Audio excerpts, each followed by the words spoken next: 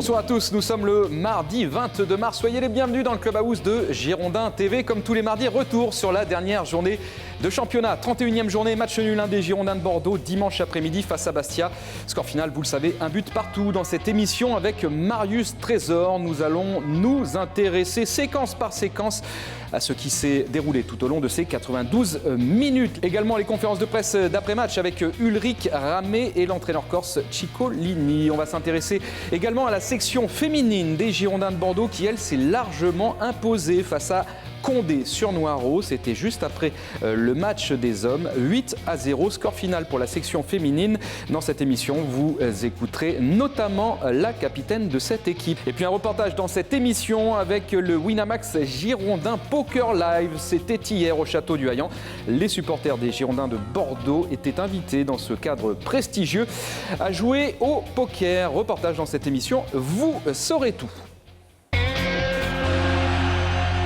Allez, retour sur le plateau et merci d'accueillir comme il se doit Marius Trésor. Bonsoir Marius. Bonsoir Emmanuel, amis abonnés, bonsoir. Avec vous, on va revenir sur la 31e journée de Ligue 1. On a cru à la première victoire d'Ulrich Ramé sur un banc de touche et puis ça s'est joué à quelques minutes près. Pendant 3-4 minutes, ouais. on y a cru. Malheureusement, je dirais que l'équipe n'a pas su rester concentrée pendant 94 minutes parce qu'on a pris ce but largement évitable. Quand on regarde le déroulement de l'action, c'est vraiment dommage que les garçons n'aient pas trouvé les ressources pour faire les efforts nécessaires pour empêcher Bastia de revenir à la marque, parce qu'on a cru après l'ouverture du score de Diego Contento qu'on tenait les 3 points, et comme ça s'était passé aussi avec l'autre club corse, le GFC Ajaccio, ces équipes-là, ces deux équipes ont pu égaliser, et c'est vraiment dommage parce que c'est des points qu'on laisse échapper, qu'on a laissé échapper bêtement.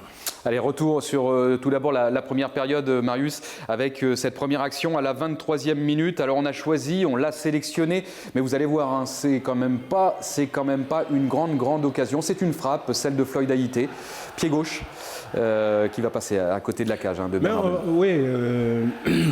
Mais on s'aperçoit quand même que lors de cette première période, la possession de balle n'a pas été bordelaise, elle a été bastiaise, parce qu'on a eu quand même du mal à trouver notre football. Ça n'a pas été constant. Techniquement, il y a eu beaucoup d'à peu près, donc il va falloir, et je pense que cette petite trêve internationale va faire du bien qu'il y ait des joueurs qui sont partis en sélection, mais ça va permettre au nouveau staff de travailler surtout sur les points faibles qu'ils ont vus pendant ce premier match. Pendant ce premier match, 23e minute, on vous l'a montré, hein, cette occasion, cette frappe lointaine de Floyd Haïté. Il faut attendre la 37e minute pour voir une action bordelaise, Marius, avec Enzo Crivelli, au final, qui va se retrouver pratiquement un contrat face à Leuca. Bon, après, on peut mettre ça qu'on veut, hein, mais il y a quand même, on va dire, c'est l'expérience de Schillaci, mais on s'aperçoit que s'il ne passe pas la main, on va voir, là, avec la main, voilà.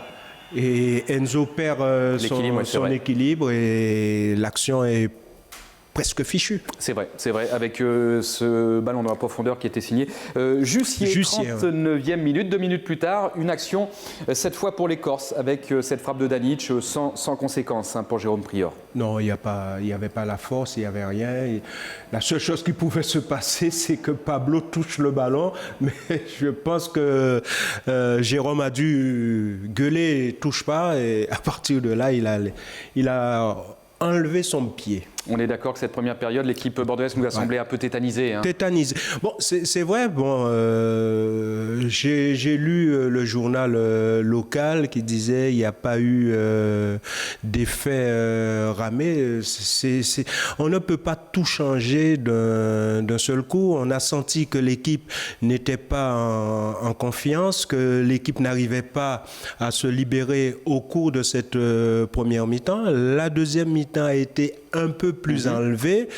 Peut-être que le discours à la mi-temps du nouveau staff avec Ulrich à sa tête a fait du bien à cette équipe.